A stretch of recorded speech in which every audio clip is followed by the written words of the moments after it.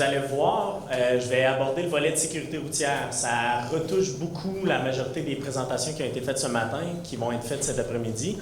On parle du travail vraiment important que vous faites dans la communauté, mais souvent les gens ils oublient que pour pouvoir réussir à faire ce travail-là, vous avez à vous rendre sur place, vous avez à prendre soin d'un individu, d'une famille, de patients, puis vous avez à les déplacer en milieu hospitalier pour nos collègues neurologues, nos collègues médecins, les soins de première ligne. Puis il y a toute une importance qui se trouve derrière le transport des patients, de se rendre à sans les patients, de revenir avec les patients. Puis ça de façon sécuritaire, pour votre sécurité à vous aussi. On vous oublie dans tout ça. On travaille avec d'autres corps de premiers répondants comme les policiers, les pompiers. C'est une des causes, là, tout spécialement par exemple chez les policiers, une des premières causes de décès chez les policiers au Québec. Au Canada, aux États-Unis, c'est pas de se faire tirer par un bandit, là, comme on voit dans les films, c'est les collisions de la route. Donc, un facteur important qui est souvent sous-estimé puis oublié derrière tout ça. Je vais vous présenter une série de données avec lesquelles on travaille avec Marc Nadler, qui nous a aidé beaucoup là, dans ce dossier-là, qui est Marc est à l'arrière, avec Luc, puis avec Charlène Vacon, là, qui est l'investigatrice un peu de toutes ces réflexions-là que je fais avec vous aujourd'hui. La sécurité routière, c'est quoi pour les intervenants en première ligne? C'est un modèle ici qui vous est suggéré par Nagel. Souvent, on va présenter comme il est présenté ici à la gauche avec une collision, une blessure, mais la collision ne génère pas nécessairement toujours des blessures. Des fois, ça peut être en anglais, on dit un fender bender. Là, vous allez accrocher un miroir ou quelqu'un va accrocher vos miroirs. Donc, il y a différentes modalités ou de gravité de collision. Puis tout ça, bien, ça s'implique dans un individu. Un contexte est un véhicule. Je veux dire, vous ne conduisez pas une Fiat non plus. Là. Vous avez un véhicule de plus grande ampleur, plus d'empattement sur la route, plus d'angle mort aussi malheureusement. Les gens ne vous laissent pas nécessairement toujours la place sur les routes. Puis là, je vois tout le monde fait « Oh non! » Bien, ça fait un peu partie de vos réalités comme travailleurs sur le terrain. Tout ça se réalise dans un réseau routier, un road infrastructure. Moi, je viens de Chicoutimi, là. Des bouchons de circulation, pour ceux qui viennent de l'extérieur de Chicoutimi, ça n'existe pas. On n'a pas autant de densité de circulation, il n'y a pas d'entravement aux travaux routiers. On réussit à trouver des alternatives, on n'a pas de bypass ou d'échangeurs turcos, des choses comme ça qui peuvent réduire nos temps de réponse. Bien, ça fait partie aussi des éléments auxquels vous allez devoir faire face, les entraves sur le réseau routier. Tout ça vient avec un support de l'organisation, des mesures, des réglementations, des suggestions qui sont mises en place. Les lois et règlements qui sont les facteurs un peu plus éloignés. Le Code de la sécurité routière, vous avez droit à certaines, je veux dire, déviations au Code de la sécurité routière, en autant que les procédures et les mesures de sécurité sont mises en place, que ce soit pour passer sur un stop de façon sécuritaire, passage au feu rouge avec sirop. Vous savez, il y a des procédures à mettre en place. Bien, tout ça, ça fait partie de ce qui entoure votre sécurité. La pyramide du risque, ici, je vais essayer de faire un ensemble avec les résultats qu'on va vous présenter de 2010 à 2012 de cette pyramide de risque-là. Heureusement, chez vous, chez les paramédics, des collisions mortelles pour le paramédic en soi, on en voit peu, ou à ma connaissance, j'en ai aucune, ce qui fait vraiment mon bonheur, je vais être très honnête. On en a 2 ici, on m'indique à l'arrière. Bien, c'est vraiment moindre versus d'autres volets de premiers répondants. Là, on siège sur différents comités chez les policiers. Puis malheureusement, dans les dernières années, là, il y a eu beaucoup de collisions mortelles avec les collisions. Ce n'est pas de la faute des policiers, là, méprenez pas les mots que j'utilise ici, mais il y a des contextes de réalisation. On est content que ça ne survienne pas dans vos cas à vous. On a tout un volet de collision avec blessure, collision sans blessure, ce qu'on va appeler des quasi-collisions, des near miss, des ouf, on a passé proche, ou de j'ai entendu des pneus crisser, mais on est correct. Puis sous-jacent à tout ça, bien, il y a des comportements et différentes situations à risque. C'est vraiment vers le bas de la pyramide que je vais vouloir qu'on se dirige progressivement au fil de ma présentation. Fait que je vais y aller de façon inverse. On va y aller dans un modèle descendant. Je vais vous présenter lorsqu'il y a eu des collisions de rapportées pour qu'on trouve des pistes de solutions tout le monde ensemble. Ici, tableau numéro un petit comeback. Des données un peu plus temporelles, là. Certains d'entre vous avaient peut-être pas nécessairement commencé à travailler chez Urgence Santé. En 92, j'étais sur le bord de finir mon école primaire, si ma mémoire est bonne. Donc, on recule un petit peu dans le temps ici, mais ce à quoi je veux surtout qu'on porte attention, c'est les volets ici de 1 à 2 collisions. Ici, le 1 à 2 collisions est importante. On ne parle pas de collisions majeures avec blessés ou des choses comme ça. C'est des rapports d'événements Luc, juste pour que je rapporte les propos de façon adéquate. C'est des rapports d'événements qui sont colligés de vous avez accroché l'ambulance, il peut, en reculant à l'urgence ou des choses comme ça, c'est colligé comme une collision ici, mais ça peut être juste un événement où finalement, bien, on a froissé un peu de tôle, il y a de la peinture qui a décollé de l'ambulance. Il y a tout un volet de différentes gravités dans tout ça. Ce qui nous importe surtout, c'est que plus de 80% ont 1 à 2 collisions par année. Collisions de façon générale, là, on va les appeler des événements ici.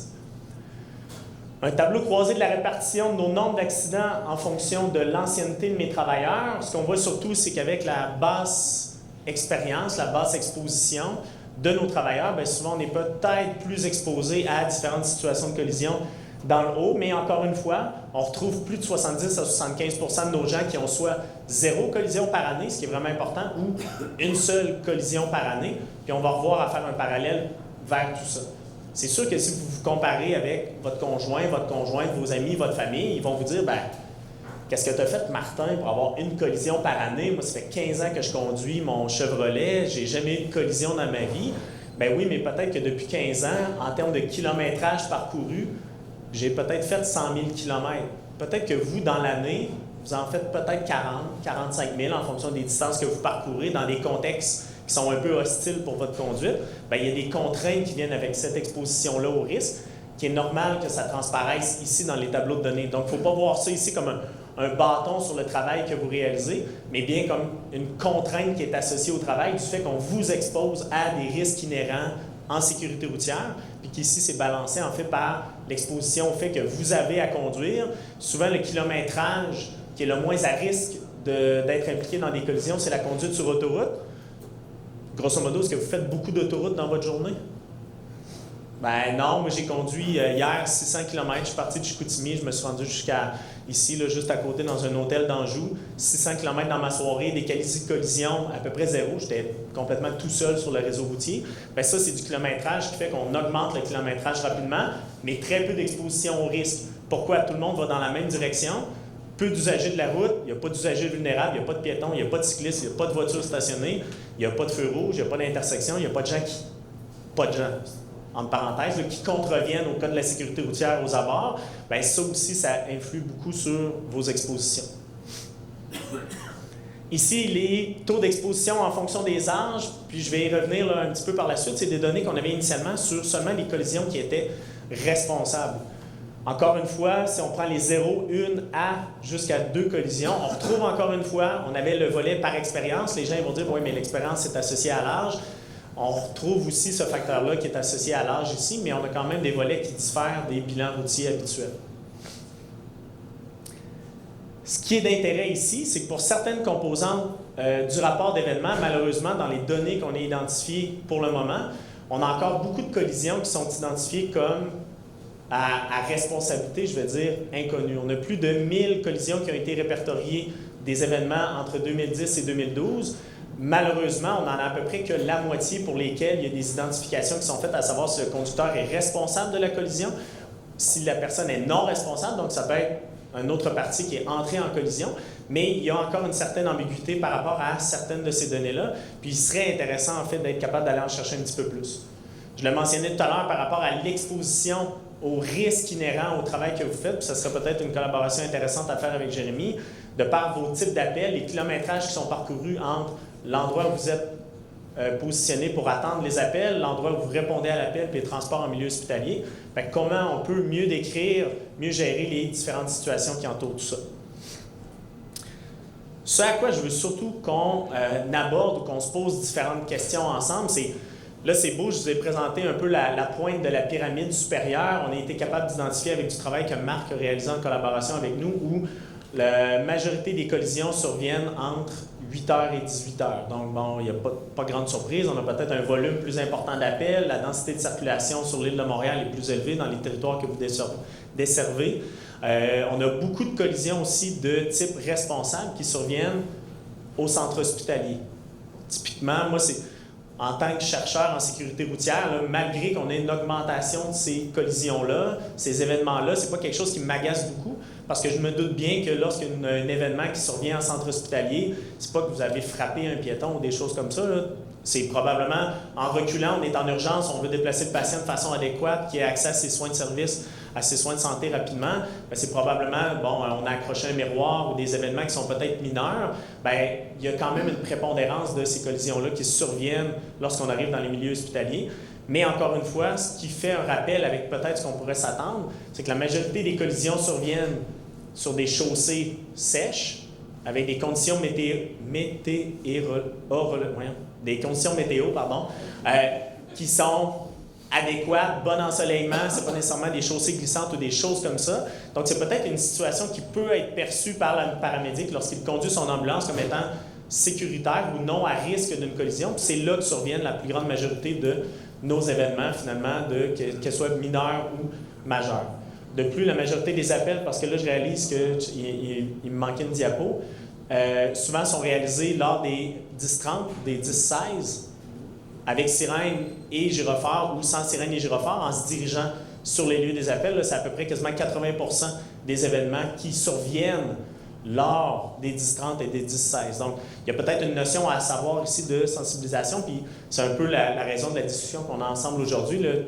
On pourra en discuter tout à l'heure. À quoi tout ça, ça nous mène? Bien, il y a toute une notion de technologie émergente. On parle vous en avez peut-être entendu parler, on parle de voitures autonomes. Moi, quand j'ai commencé à travailler avec les voitures autonomes en 2012, on me disait « Martin, tu vas voir la voiture autonome, 2020, elle est là, il n'y a plus personne qui va conduire. » Il reste 2 mois et demi. We're not there yet. Je veux dire, il y en a des voitures autonomes, il y a un projet pilote ici à Candiac. C'est intéressant, c'est une petite autobus à très basse vitesse. Là, on parle de 15-20 km/h pour un véhicule. Je veux dire, si vous avez à vous déplacer en situation d'urgence vers l'hôpital à 20 km/h, je veux dire, je suis capable d'atteindre 35-40 avec mon vélo, bien, on n'a peut-être pas les bonnes modalités de déplacement d'urgence ici. Donc, oui, la voiture autonome, elle est là. Est-ce que ça s'applique directement au transport hospitalier? La réponse est probablement non. La majorité des voitures autonomes, en fait, en plus, sont prévues pour essayer de prédire ou détecter des situations où il pourrait y avoir une collision. Qu'est-ce que la voiture autonome va faire? Bien, elle va appliquer les freins pour vous mettre en situation de freinage d'urgence. C'est peut-être pas la situation qu'on veut parce que oui, vous savez, en tant que conducteur, que vous allez peut-être arriver près de la voiture en avant de vous, mais vous savez qu'elle va se tasser, mais c'est vous qui va gérer cette décélération-là, mais vous la gérez, c'est une situation que vous contrôlez, ce que la voiture autonome ne fera pas pour vous, elle ne vous permettra pas de passer au feu rouge, même si les sirènes et les gyrophares sont allumés. Donc, ce n'est pas une situation qui est applicable pour vous. Il y a toute une notion, si vous regardez à la droite, là, vous voyez un petit peu, il y a des flèches vertes, des aides, finalement, des interfaces homme-machine, finalement, on appelle ça un heads-up display, là, un dispositif tête haute pour peut-être vous donner des informations supplémentaires, à savoir les routes que vous avez à prendre, les interférences qu'il va y avoir sur le réseau routier, qu'est-ce qui pourrait être fait comme mesure, en fait, de détection, de vigilance ou des choses comme ça. Il y a un paquet de technologies qui s'en viennent. Est-ce que toutes ces technologies-là sont transférables directement pour les premiers répondants? Malheureusement, ce n'est pas encore pour tout de suite, mais on serait bien content qu'il puisse y avoir 2 paramédics à l'arrière du véhicule pour prendre soin. On avait l'exemple des ischémies tout à l'heure. Bien, l'ambulance se conduit toute seule pour se rendre au centre hospitalier, puis je peux avoir 2 paramédics qui donnent des soins à l'arrière. C'est vraiment intéressant, c'est même excitant en termes de soins préhospitaliers. Est-ce que c'est réaliste pour le moment? On n'en est pas encore là. Ça ici, c'est tout le continuum de l'automatisation. La première voiture que vous avez probablement conduite était dans le volet zéro automatisation. On nous vend beaucoup de véhicules, les modèles Tesla, un paquet, là, les full drive, auto drive et des choses comme ça. On pense que ces voitures-là tombent à la voiture qui est complètement à la droite, qu'on appelle full automation, automatisation complète, qui est un niveau 5. En soi, les technologies qui sont disponibles actuellement sur le marché là, tendent plus vers un niveau 2, un niveau 3. On régule la vitesse du véhicule, on régule la position dans la voie, puis quand on combine les deux, on arrive à un niveau d'automatisation niveau 2. On a plein d'exemples dernièrement, là, des véhicules Tesla, les gens s'endorment au volant, il y a une automatisation qui est partielle, un retour vers le conducteur. On est encore ici dans les notions de conditionnement de niveau 3. Moi, la voiture autonome, je l'appelle un taxi, le transport en commun, le métro ici à Montréal, l'autobus, l'avion, vous l'appellerez comme vous voulez. La conduite autonome, en fait, c'est quand vous n'avez plus à conduire, vous n'êtes plus du tout responsable de la conduite, puis il y a d'autres modalités, mais comme je le disais, on n'en est pas là encore. L'automatisation a aussi ses défaillances, c'est surtout des volets qu'on ne veut pas voir. Là, je tiens à rappeler, là, on est P pour parking, 0 km/h. J'ai pris une photo dans la minivan familiale. J'ai un radar sur ma voiture qui me permet de freiner à ma place si jamais j'étais distrait ou des choses comme ça. Puis en fonction des conditions météorologiques du Québec, bien, certains systèmes d'assistance sont désactivés. Donc, j'ai un super système dans ma voiture qui fait que j'ai une voiture de niveau 2 avec ma minivan, que si je m'endormais ou que j'étais trop distrait par les 3 enfants à l'arrière dans la vanne, l'auto va freiner pour moi. Sauf que quasi la moitié de l'année, parfois, parce qu'il y a un peu de givre, il y a un peu de neige, mon senseur il est obstrué, puis la technologie, elle est désengagée. À quel point je vais faire confiance à ces technologies-là pour m'aider dans ma conduite si une fois de temps en temps, la technologie, elle ne marche pas, ou qu'est-ce qui arriverait si les 2 paramédics étaient à l'arrière de l'ambulance pour dire, bon, on va prodiguer des soins parce que la personne en a vraiment besoin. Oups! Puis là, on a une défaillance du système d'automatisation. Bien là, finalement, on a une ambulance qui n'a plus de conducteur du tout.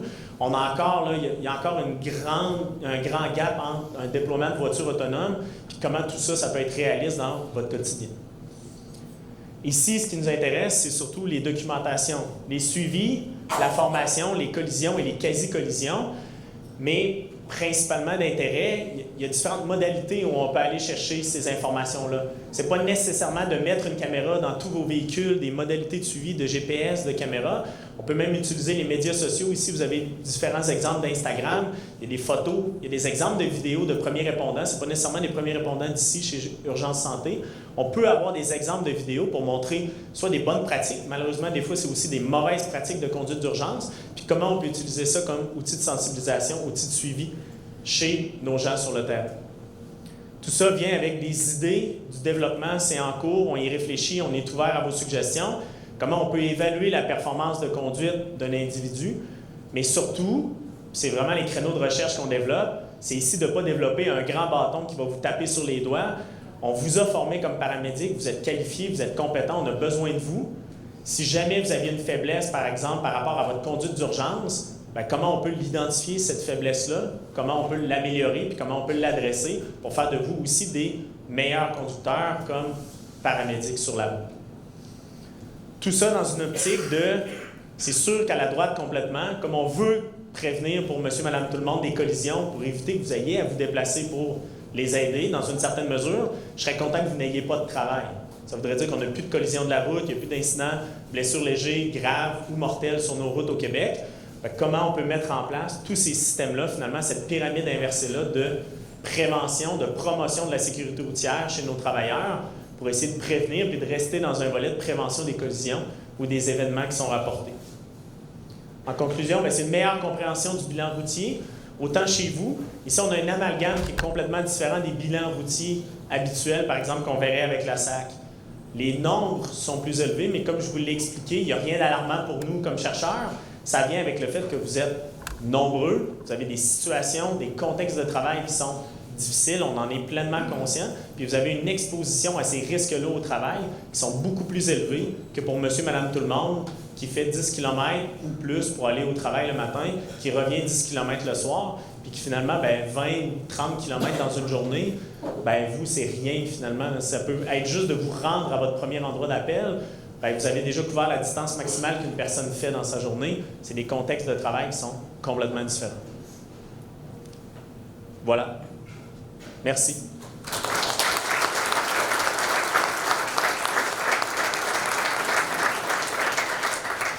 On peut passer à la période de questions. Est-ce qu'on a une question pour Martin? Oui. Pierre Lavoie. Félicitations. Juste un instant. Félicitations pour votre présentation, c'est intéressant. Pierre Lajoie, je suis spécialiste à l'assurance qualité. Est-ce que, dans vos recherches, est-ce que vous avez trouvé des données par rapport à l'avantage du plan 10-16 versus 10-30? Est-ce que le temps de réponse, il y a une si grosse différence que ça? Moi, les volets de temps de réponse dans la base de données que j'ai, je ne les ai pas. Là, l'information que j'ai, c'est plus les répartitions entre la fréquence des événements qui sont rapportés sont un peu plus élevés en 10-30 qu'en 10-16, mais je n'ai pas de données en soi sur présence ou non de gyrophares. Il y a certaines études aux États-Unis, c'est ambivalent un petit peu, mais il y a toujours des contextes de réalisation où il y a comme un volet où on est capable de quantifier le temps d'appel et le temps de réponse pour un 10-30 ou un 10-16.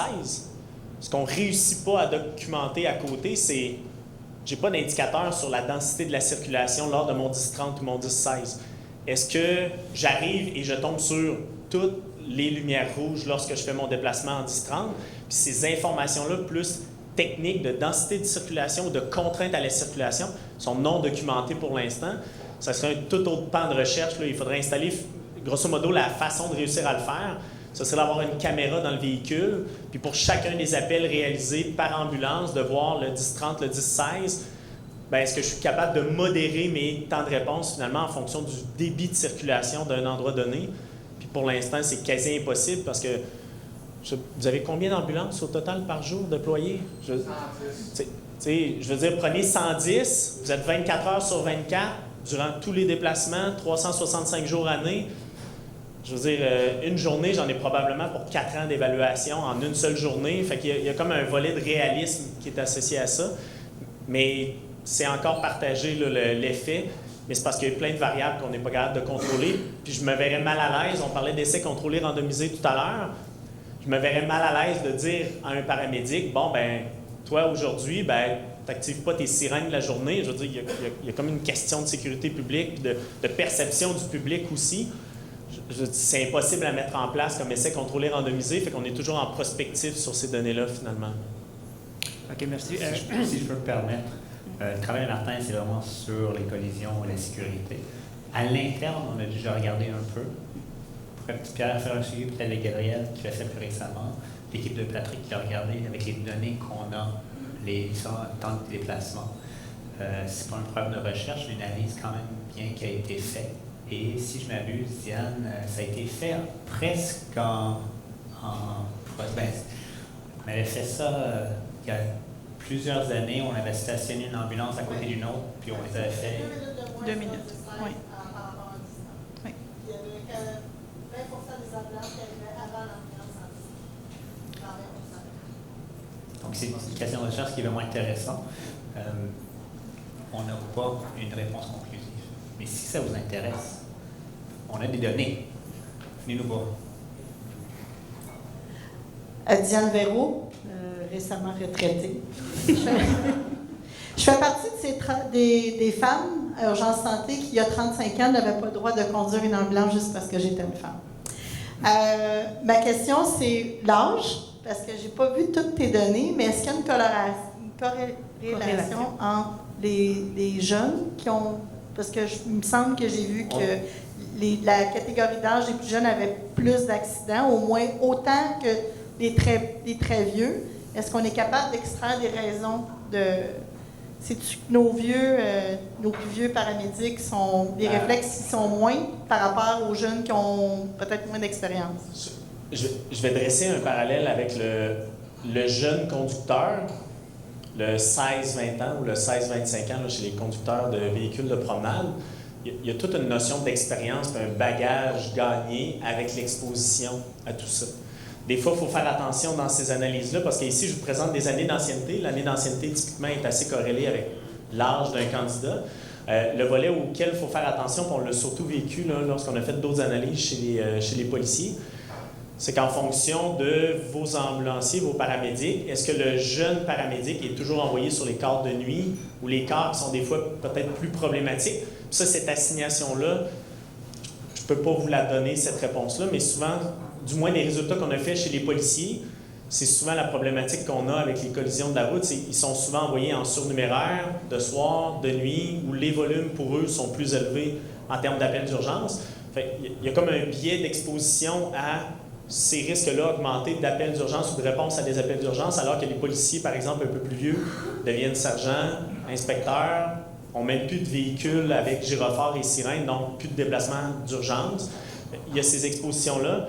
Oui, on a un petit peu plus d'événements rapportés chez le jeune conducteur, mais il y a d'autres variables là, qui pourraient tenir en compte ici, desquelles il faut quand même être prudent. Là. Mais c'est sûr que l'expérience du conducteur va jouer pour beaucoup, mais il faut faire attention parce que cette expérience-là, des fois, elle a un double tranchant. C'est j'ai toujours fait mes passages aux intersections comme ça, je vais y aller, ben ça aussi, ça peut être à risque. Donc, il y a ces différences-là auxquelles il faut être prudent.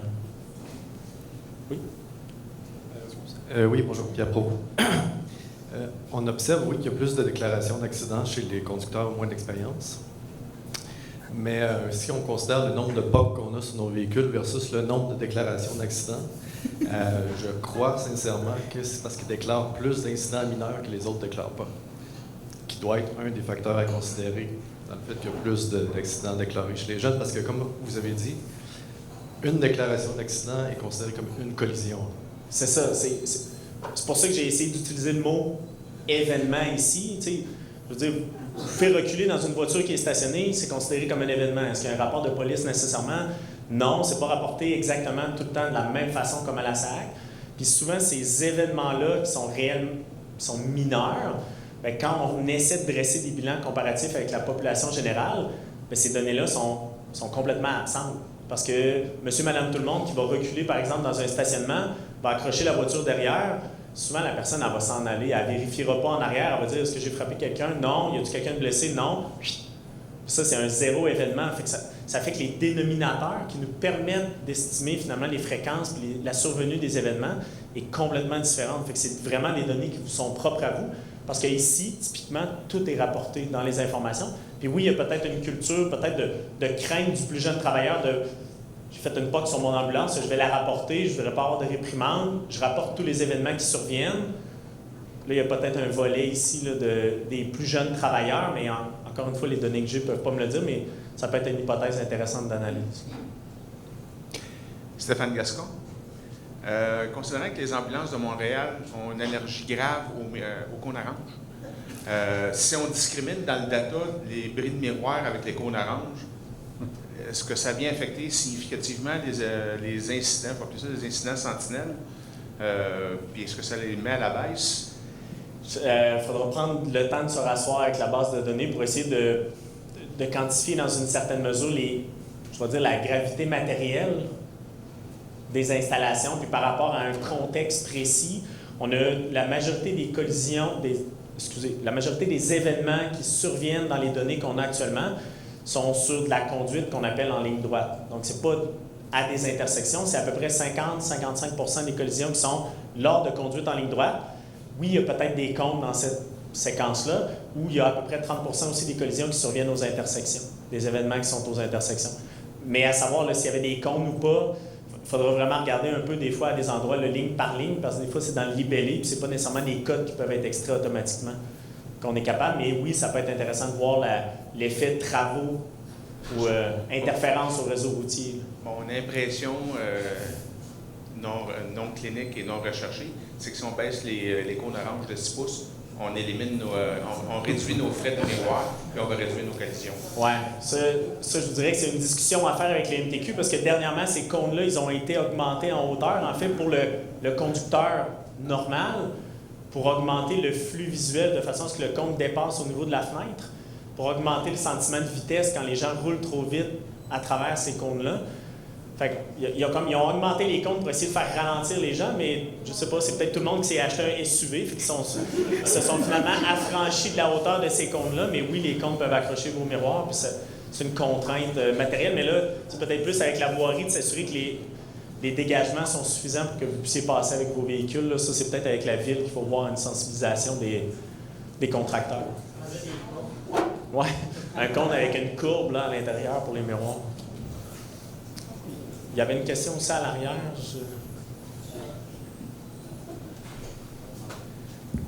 Alex Cournoyer, excusez-moi, c'était proche. C'était quoi la proportion des collisions qui étaient dans les garages, dans les hôpitaux? C'est 16 à 18% des événements rapportés qui sont situés au centre hospitalier. Mais c'est ça. Mais c'est ça, je trouve ça fou parce que, tu sais, dans le sens, je suis pas au courant de ça, puis j'ai l'impression, je les imagine. Je travaille à Maisonneuve-Rosemont, puis à Sacré-Cœur, puis comment dire, je les connais pas les règles, là, puis pour avoir été là, je passe ça de temps en temps, je suis pas convaincu que les règles sont claires, puis c'est bien indiqué comment aller, puis j'ai l'impression qu'il y a comme quelque chose de faisable pour limiter le nombre de POC, juste en faisant comme, tu rentres en urgence, là, le patient va pas bien, mais voici 2 spots-là sont libérés pour toi, puis t'es proche de la porte, tu sais, ça sort bien, puis après ça, tu sais, ça serait faisable comme faire de la prévention là-dessus. Maisonneuve-Rosemont, là, c'est une classification initiale qui a été beaucoup en partie réalisée par Marc. On pourra revoir plus précisément, puis de retourner dans seulement ce 16 à 18%-là d'hôpitaux. Vous parlez de Maisonneuve-Rosemont, mais moi, je vais faire un parallèle pour le Saguenay-Lac-Saint-Jean. Je n'aimerais pas de ville. Là. Ils ont acheté des tout nouveaux ambulances. Ils étaient contents. Ils pouvaient se tenir maintenant debout dans l'ambulance. C'est vous qui le dites, c'est pas moi. Mais l'ambulance ne rentre pas dans l'urgence. Fait que, tu sais, il fait moins 40 l'hiver, nous autres, au Saguenay. Là. Fait que, tu sais, c'est une contrainte des fois de, tu sais, il y a l'empattement physique d'un véhicule, l'espace qui est réellement disponible pour être capable de faire une mesure de conduite, puis l'infrastructure physique dans laquelle on est obligé de manœuvrer. Puis oui, il y a peut-être des situations-là spécifiques à certains endroits, puis on reprendra le temps de vérifier ces données-là plus précisément, puis c'est peut-être juste un appel à Maisonneuve-Rosemont pour qu'ils réalignent un cutter, comme on dit au Saguenay. Et ils ont démoli le garage, fait que c'est réglé. Bon, ben... On va prendre une dernière question. Le lunch nous attend. Oui, pour les miroirs, honnêtement, il y a des secteurs où ce que moi, je ferme mes miroirs en passant sur mon 4x4. C'est tellement un problème avec les cônes oranges.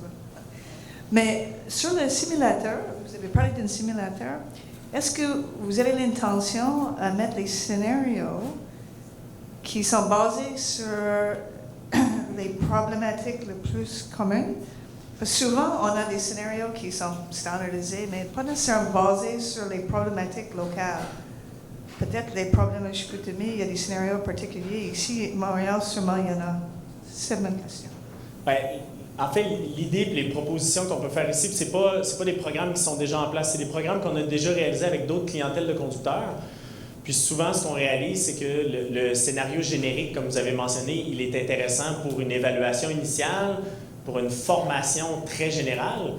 Mais souvent, ce qui est vraiment important, c'est d'avoir un driving specific practice and feedback. C'est si quelqu'un est mauvais, par exemple, pour faire des changements de voie, bien, si j'ai une emphase à mettre dans sa pratique comme conducteur, bien, je vais faire des changements de voie.